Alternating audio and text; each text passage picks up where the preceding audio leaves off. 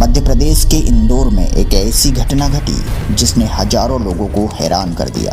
एक साधारण सी महिला ज्योति पटेल, लेकिन एक दिन उनकी जिंदगी में ऐसा मोड़ आया जिसके बारे में किसी ने कभी सोचा भी नहीं था। आखिर क्या हुआ था उस दिन कि ज्योति को मजबूरी में भारी मात्रा में जहर पीना पड़ा और जब उन्हें अस्पताल लाया गया तो डॉक्टरों ने ऐसा क्या देखा जिसने हर किसी को सन्न कर दिया। बताया जाता है कि जो जहर उन्होंने पिया था वो इतना खतरनाक था कि डॉक्टरों ने साफ शब्दों में कह दिया, इसका कोई इलाज नहीं है और इसका बचना नामुमकिन है। अस्पताल के उस कमरे में हर मिनट के साथ ज्योति की हालत बिगड़ती जा रही थी, लेकिन शायद उस दिन किस्मत को कुछ और ही मंजूर था। इलाज के दौरान नर्स से एक गंभीर गलती हो गई। ज्योति को गलत डोज चढ़ा दी गई। जब नर्स ने डॉक्टर को ये बात बताई तो कुछ पल के लिए पूरे कमरे में सन्नाटा सा छा गया, लेकिन तभी डॉक्टर ने लापरवाही से कहा, घबराने की कोई बात नहीं, वैसे भी ये लड़की बचने वाली नहीं है। कहते हैं डॉक्टर भगवान का रूप होते हैं, लेकिन उस दिन अस्पताल में खुद डॉक्टर ही ज्योति से बार बार कह रहे थे, तुझे दुनिया की कोई शक्ति नहीं बचा सकती, तू 15 मिनट में मरने वाली है। समय बीतता जा रहा था और ज्योति की सांसें भी धीरे धीरे थमती जा रही थी। आखिरकार वो पल भी आ गया जब डॉक्टरों ने परिवार को बुलाकर साफ शब्दों में कह दिया, अब ज्योति के पास सिर्फ 15 मिनट का समय बचा है। नहीं डॉक्टर साहब। डॉक्टरों के अनुसार उनका हृदय, किडनी और फेफड़े काम करना बंद कर चुके थे और कुछ ही देर में उनका लीवर भी फटने वाला था। परिवार की आखिरी उम्मीद भी अब लगभग खत्म हो चुकी थी, लेकिन तभी एक आखिरी सहारा याद आया। ज्योति के गुरुजी, उन्हें तुरंत एक प्रार्थना भेजी गई, हेलो गुरुजी, मेरी पत्नी को बचा लो प्लीज। और कुछ ही देर बाद वहां एक ऐसा संदेश पहुंचा जिसने सबको चौंका दिया। काल ने जो करना था वो कर चुका, अब मैं अपनी बेटी के पास खुद आऊंगा। बस यहीं से इस कहानी ने ऐसा मोड़ लिया जिसकी किसी ने कल्पना भी नहीं की थी। आखिर कौन थे वो संत जिन्हें लोग अपना सहारा मान रहे थे? क्या सच में उन्होंने कोई ऐसा चमत्कार किया जिससे ज्योति पटेल मौत के मुंह से वापस लौट आई? क्या डॉक्टरों की 15 मिनट वाली भविष्यवाणी गलत साबित हुई या फिर सच थी? और आखिर मृत्यु के इतना करीब पहुंचने के बाद भी ऐसा क्या हुआ जिसे आज भी सुनकर लोग सन्न रह जाते हैं? चढ़े थे तो मेरे पति से कहा डॉक्टर ने कि दूसरी जो पॉइजन है वो अगर 1 लीटर भी कोई ले लेता है तो उसका तोड़ बना हुआ है, पर आपकी वाइफ ने जो पॉइजन लिया है इसका इस पृथ्वी पर अभी तक कोई तोड़ नहीं बना है, इसका विदेशों में भी तोड़ नहीं है। तो अगर आप इसे विदेश ले जाओगे वहाँ भी इसका कोई तोड़ नहीं है, इसलिए आप इसका इलाज मत करवाओ, ये मरेगी ही मरेगी, ये 100% डन है। आप इसका इलाज मत करवाओ, इसे कोई पैसा मत लगाओ, इसे आप घर ले जाओ। मुझे एक गलत डोज भी दे दिया था डॉक्टरों ने अंदर, तो वो वहाँ पर जो काम करने वाले थे, सिस्टर थी, नर्स थे, वो सब घबरा रहे थे। और जब डॉक्टर आए अंदर, डॉक्टर का नाम पीयूष जोशी है जो मेरा इलाज कर रहे थे, तो उनसे बताया कि इसको जो नहीं चढ़ना था वो दवाई चढ़ गई है। तो डॉक्टर ने कहा कि वैसे भी ये मरने वाली है, टेंशन मत लो, पर बाहर पता मत होने देना, वैसे भी ये मरने वाली है, इसका टेंशन मत लो, जो भी चढ़ गया है। उन्होंने नहीं लिया डॉक्टर ने। और वो जो पीयूष जोशी डॉक्टर थे वो दिन में 2 बार आकर, मैं अगर नींद भी मुझे लग जाती थी तो मेरी पाँव पकड़कर यूँ हिलाते थे और कहते थे तुझे इस सृष्टि पर कोई नहीं बचा सकता। वो डॉक्टर मुझे दिन में 2 बार ये याद दिला कर जाते थे कि सृष्टि पर मुझे कोई बचा नहीं सकता, क्योंकि उनको ये पता था कि मैं मरी हुई ही बाहर निकलूंगी तो बाहर किसी को पता नहीं चलेगा। जब 7वें दिन सब डॉक्टरों की टीम इकट्ठी हुई और मेरे पति को बुलाया और कहा, 7 डॉक्टर थे, उन्होंने कहा कि अब 15 मिनट के बाद आपकी पत्नी का लीवर फट जाएगा, क्योंकि इसके लिए हार्ट पूरा ख़राब हो चुका है, फेल हो चुका है इसका हार्ट, इसका किडनियाँ ख़राब हो गई हैं, इसके फेफड़े भी ख़त्म हो गए हैं और इसका लीवर है, अब 15 मिनट में वो भी फट जाएगा, अब ये 15 मिनट बाद मर जाएगी, अब आप इसे वापस ले जाने की तैयारी करो। तो आइए जानते हैं इस पूरी घटना की सच्चाई खुद इंदौर की रहने वाली ज्योति पटेल की जुबानी। नमस्कार जी। नमस्कार सर जी। क्या नाम है जी आपका? ज्योति पटेल। कहाँ से आए हैं? मैं इंदौर MP से आई हूँ। बहन जी, संत रामपाल जी महाराज से आपने नाम दीक्षा कब ली? मैंने संत रामपाल जी महाराज जी से नाम दीक्षा 24 नवंबर 2011 को ली है। संत रामपाल जी महाराज से नाम दीक्षा लेने से पहले क्या आप कोई भक्ति साधना भी करते थे? जी सर जी, मैं इसके पहले शादी से पहले ही मैं सभी गुरुओं के सत्संगों में जाया करती थी। वैसे पूजा पर तो मुझे विश्वास नहीं था जो कंकु चावल से करते हैं। मुझे ये पता था कि गुरु गोविंद दो खड़े काके लागू पाएँ, बलिहारी गुरु आपने जिन गोविंदिया मिलाए। तो कृष्ण जी मेरे इष्ट थे, तो इस कारण से वो गोविंद मेरे दिमाग में रहते थे। इस कारण से मैं गुरु की तलाश में रहती थी। और हमारे घर के पीछे सिंधी कॉलोनी थी, वहाँ धन निराकारिका जी का सत्संग होता था, बाबा हरदेव सिंह जी का, तो मैं उसमें भी जाती थी। राधा स्वामी के सत्संगों में भी जाती थी, ब्रह्म कुमारी के सत्संगों में भी जाती थी और आर्य समाजियों के सत्संग में भी जाती थी।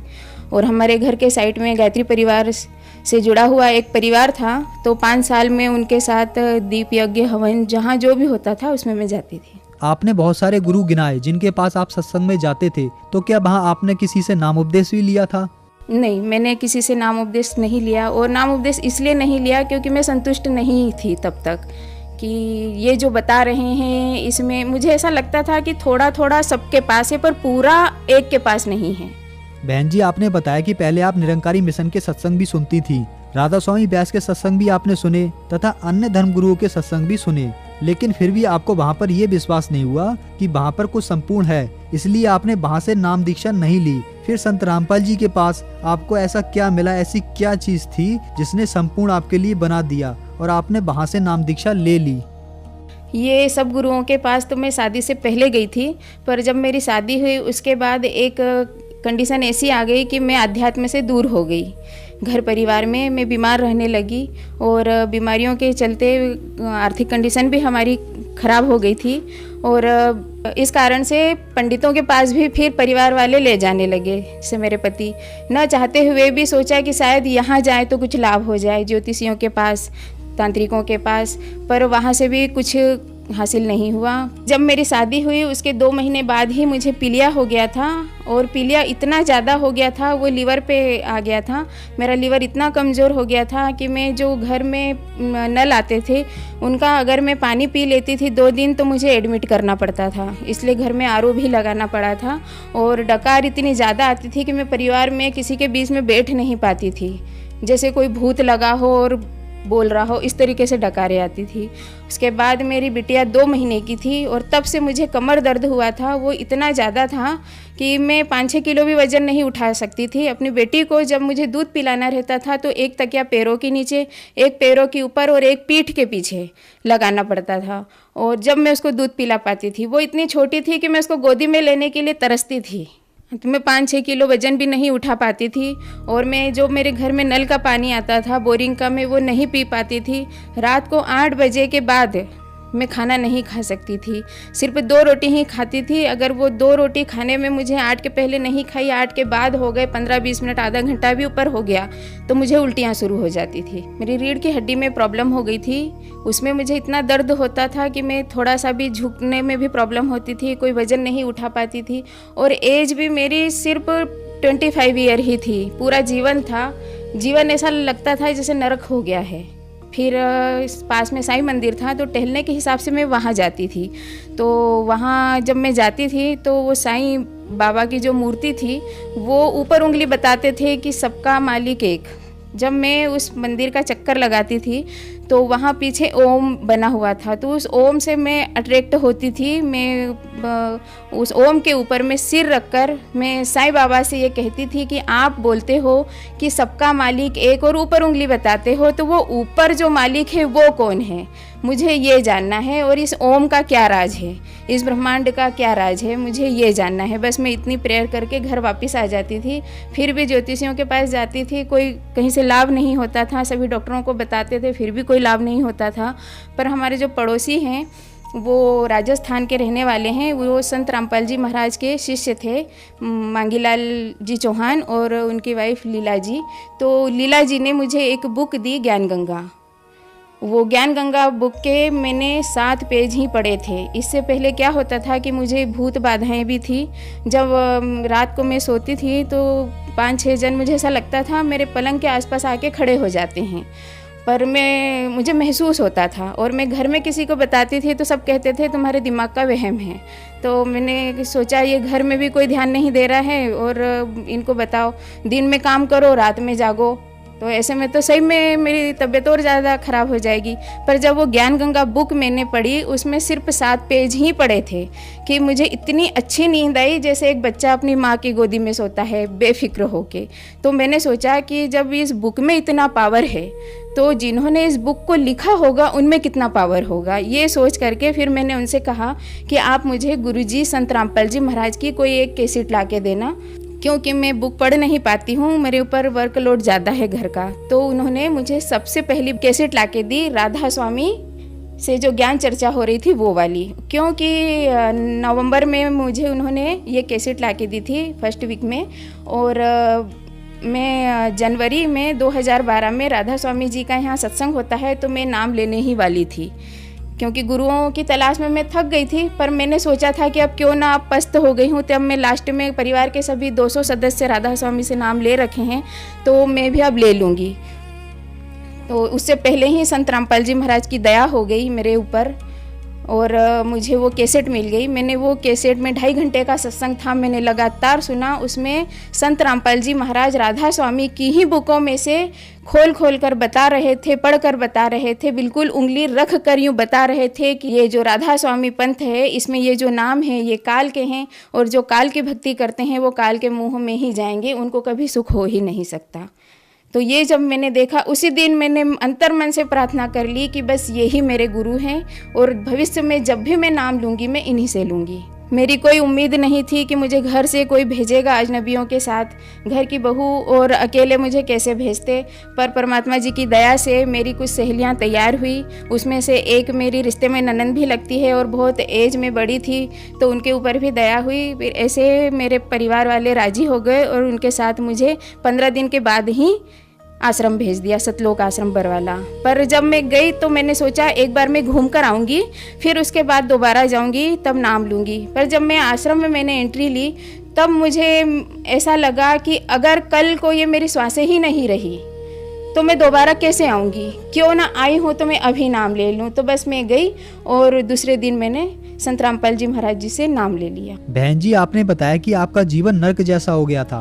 उसके बाद आपने जब संत रामपाल जी महाराज से नाम दीक्षा ली तो क्या आपको कोई लाभ भी प्राप्त हुए? क्या आपकी लाइफ में कोई चेंज आए? जब संत रामपाल जी महाराज जी से मैंने नाम लिया और जब मैं आश्रम से वापस रिटर्न घर आई तो मेरी बेटी जो 15-16 किलो की थी उसको मैंने खुद अपनी गोदी में लिया, बैग अपना उठाया और मैं उसको ट्रेन में चढ़ी उतरी, मैं स्टेशन पे उसको लेके घूमी, मुझे कोई प्रॉब्लम नहीं हुई, कोई दर्द नहीं हुआ। और जब मैं घर आई तो जो हौदी रहती है जिसमें पीने का पानी आता है वो मैं नहीं भर पाती थी, पर उस दिन मैंने वो 15 लीटर की कैन अपने हाथों से उठाई, पर मुझे कोई दर्द नहीं हुआ उस दिन। और फिर मैं कपड़े धोए थे तो वो लेकर मैं छत पे गई। संत रामपाल जी महाराज जी से नाम लेने से पहले मैं 15 दिन तक छत पर नहीं जाती थी। मैं 15 दिन में एक बार कपड़े इसलिए धोती थी कि एक ही दिन मुझे दर्द सहन करना पड़ेगा। पर संत रामपाल जी महाराज जी से नाम लेने के बाद जब मैं वो कपड़े में ऊपर लेके गई मुझे कोई दर्द नहीं हुआ। संत रामपाल जी महाराज की दया से मुझे वो आरो का पानी भी नहीं पीना पड़ा। अपने घर में जो बोरिंग का पानी था वो मुझे सूट कर गया, मुझे कोई प्रॉब्लम नहीं हुई। और जब मैं वापस आई तो मेरा थोड़ा विरोध भी हुआ घर में कि अकेले नहीं जाना है, तो परिवार वालों ने साम दाम दंड भेद ऐसे हर तरह उन्होंने कोशिश करी मुझे ये भक्ति छुड़वाने की। तो मैंने उनसे कहा, जब मैं आपको अपनी प्रॉब्लम बताती थी तो आप कहते थे कि तुम्हारे दिमाग का वहम है, पर अब ये प्रॉब्लम का सॉल्व जब मैंने खुद ने खोज लिया है तो आप मेरा विरोध क्यों करते हो?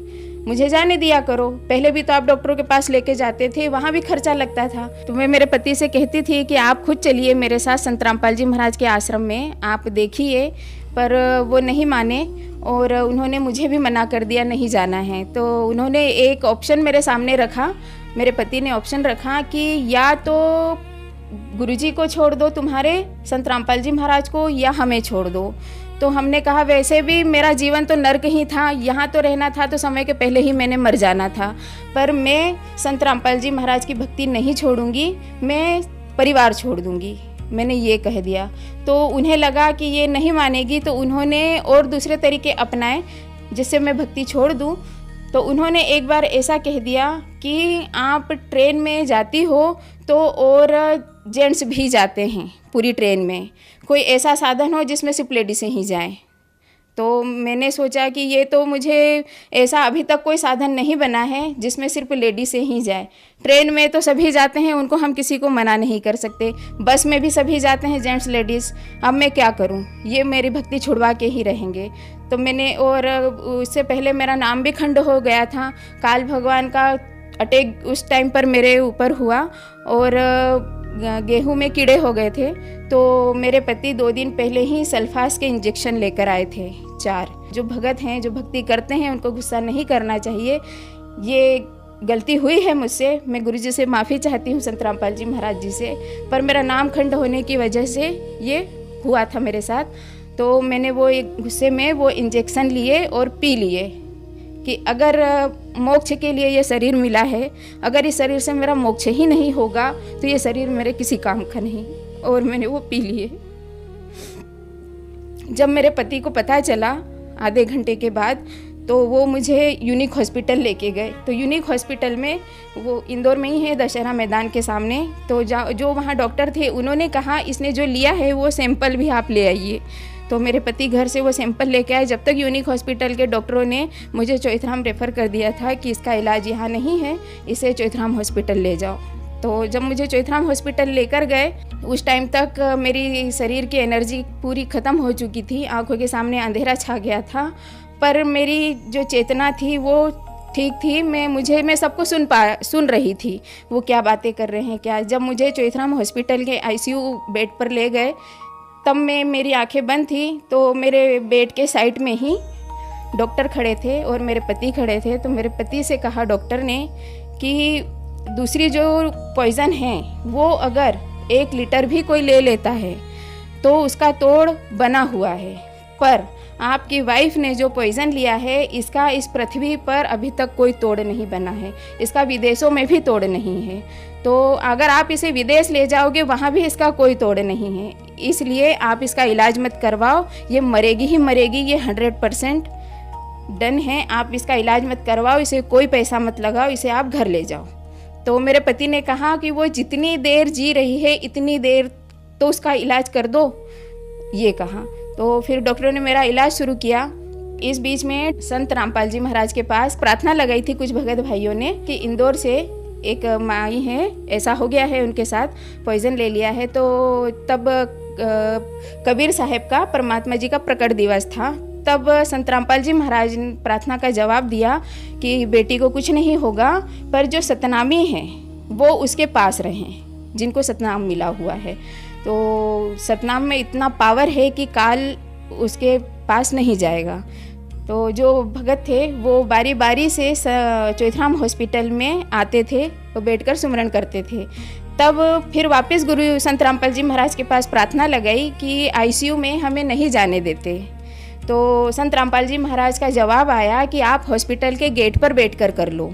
तो जब कोई सतनामी वहाँ नहीं रहता था तो मुझे ICU में अंदर पता चल जाता था, क्योंकि अगर सब बिजी हैं, सबके छोटे छोटे बच्चे हैं, बारी बारी से रहते थे, किसी को अचानक काम आ जाए वो चले जाते थे। तो अंदर क्या होता था मेरे साथ कि मेरी छाती के ऊपर कोई आकर बैठ जाता था, तो मेरी घबरा कर नींद खुलती थी। फिर वहाँ जो गार्ड होता था, मैं उसको बोलती थी कि 16 नंबर से किसी को बुला दो। तो मेरे पति अंदर आते थे, फिर मैं उनसे कहती थी कि मुझे लगता है बाहर कोई भी भगत नहीं है संत रामपाल जी महाराज का।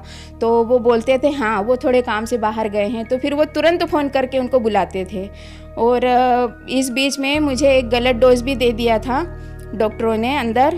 तो वो वहाँ पर जो काम करने वाले थे, सिस्टर थी, नर्स थे, वो सब घबरा रहे थे। और जब डॉक्टर आए अंदर, डॉक्टर का नाम पीयूष जोशी है, जो मेरा इलाज कर रहे थे, तो उनसे बताया कि इसको जो नहीं चढ़ना था वो दवाई चढ़ गई है।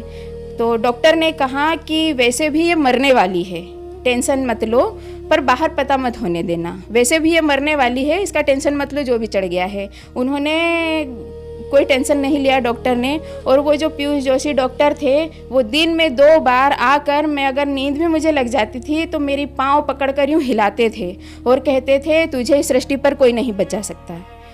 वो डॉक्टर मुझे दिन में 2 बार ये याद दिला कर जाते थे कि सृष्टि पर मुझे कोई बचा नहीं सकता, क्योंकि उनको ये पता था कि मैं मरी हुई ही बाहर निकलूँगी तो बाहर किसी को पता नहीं चलेगा। पर जब 7वें दिन सब डॉक्टरों की टीम इकट्ठी हुई और मेरे पति को बुलाया और कहा, 7 डॉक्टर थे, उन्होंने कहा कि अब 15 मिनट के बाद आपकी पत्नी का लीवर फट जाएगा, क्योंकि इसके लिए हार्ट पूरा ख़राब हो चुका है, फेल हो चुका है इसका हार्ट, इसका किडनियाँ ख़राब हो गई हैं, इसके फेफड़े भी ख़त्म हो गए हैं और इसका लीवर है, अब 15 मिनट में वो भी फट जाएगा, अब ये 15 मिनट बाद मर जाएगी, अब आप इसे वापस ले जाने की तैयारी करो। तो उस टाइम पर मेरे पति ने कहा अचानक से रोते हुए कि शायद अब इसके गुरुजी संत रामपाल जी महाराज ही इसे बचा सके। तब उन्होंने ये कहा और गुरुजी के पास फिर प्रार्थना लगी। तो संत रामपाल जी महाराज के पास वहाँ सतलोक आश्रम बरवाला में जो एक नीलेश भगत जी थे, वो पुस्तकालय में सेवा करते थे, उनके पास फ़ोन गया, उनसे सारी बात बताई कि डॉक्टरों ने ऐसा ऐसा बोल दिया है, 15 मिनट बाद ये मर जाएगी। तो नीलेश भगत जी संत रामपाल जी महाराज जी के पास गए प्रार्थना लेकर और संत रामपाल जी महाराज से कहा, तो संत रामपाल जी महाराज ने कहा कि काल ने जो करना था वो कर चुका, अब बेटी के पास मैं खुद जाता हूँ, आधे घंटे के बाद तुम हॉस्पिटल में फ़ोन लगाकर पूछ लेना। और सर जी, ये वो चमत्कार हुआ जो डॉक्टर ने सब ने मना कर दिया था कि 15 मिनट में मैं मरने वाली हूँ, उसी टाइम मेरी वापस जांच हुई और जो रिपोर्ट आई आधे घंटे में वो मेरी सही आई। तब डॉक्टरों ने कहा कि ये चौथराम हॉस्पिटल बना है तब से अभी तक का ये पहला केस है जो ये पॉइज़न वाला ठीक हुआ है। और जब मेरी छुट्टी हुई वहाँ से तो डॉक्टरों ने कहा था कि पता नहीं कैसे बच गई है, पर अगर बच गई है तो इसके लिए कुछ नियम हैं, वो इसने फॉलो करने हैं कि 6 महीने तो इसको इंदौर सिटी से बाहर नहीं जाना है, क्योंकि ये पॉइज़न बाद में भी असर कर सकता है। और इसने 6 महीने तक तो ये बिस्तर पे ही रहेगी, 3 महीने तक ये इसको सिटी से बाहर नहीं जाना है। और अगर ये बच भी गई है तो एक लकवा वाला कैसा रहता है वैसा इसका जीवन रहेगा।